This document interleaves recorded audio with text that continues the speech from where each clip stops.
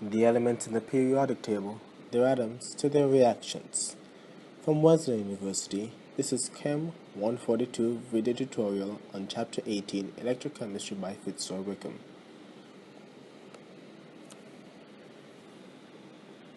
In this video, I will describe how to write a balanced electrochemical reaction where iron 2 plus ions are oxidized to iron 3 plus ions by dichromate 2 minus ions in acidic medium, resulting in the formation of chromium 3 plus ions.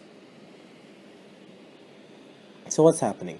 First, let's just rewrite the problem given in the form of an equation to simplify it. So we have iron 2 plus chromium 2 minus ions plus H plus, which is the acidic medium, gives you iron 3 plus ions plus chromium 3 plus ions and water. Now let's separate them into half equations. Iron 2 plus goes to iron 3 plus. There's an increase in oxidation number or state, so that's oxidation. Let's do that in orange for O in oxidation. Then, because dichromate is oxidizing iron and is an oxidizing agent, it itself is being reduced to chromium 3 plus ions. Let's write that in red for the R in reduction. Don't believe me? Well, let's see what chromium's oxidation state is in dichromate iron.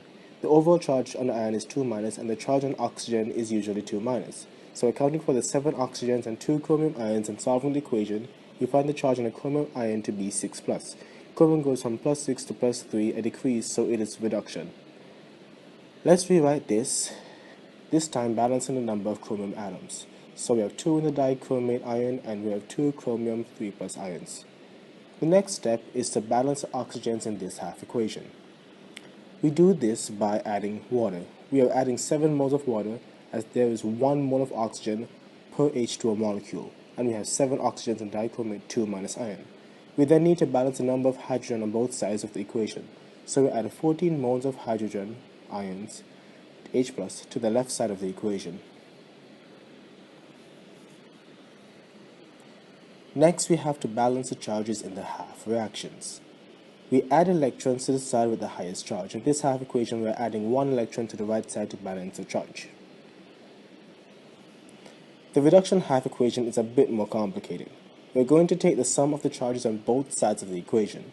We find that there is a plus 12 charge on the left side and only plus 6 on the right. So let's subtract 6 from the right, which is the equivalent of adding 6 electrons. We rewrite the half equation including the electrons.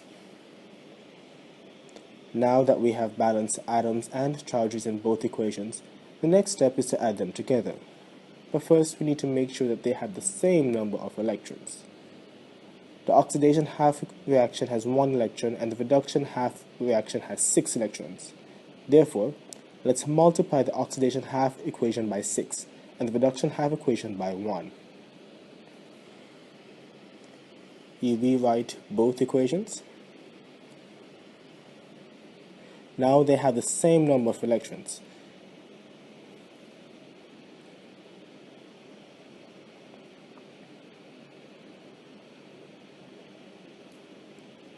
Now we can go ahead and add them together to get a full equation.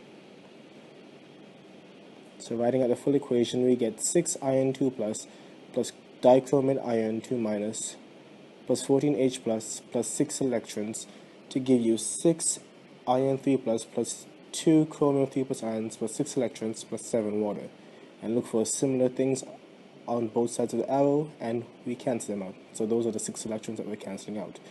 And we rewrite the final equation to get 6 iron 2 plus dichromate 2 minus ions plus 14H plus to give you 6 Fe 3 plus ions plus 2 chromium 3 plus ions plus 7 molecules of water. And that, my friends, is the oxidation of iron 2 plus to iron 3 plus by dichromate ions in acidic conditions to give you chromium 3 plus ions. If you do all of that, I can guarantee you your teacher will give you a 100% for this question. Thank you for watching the video. My name was Pablo.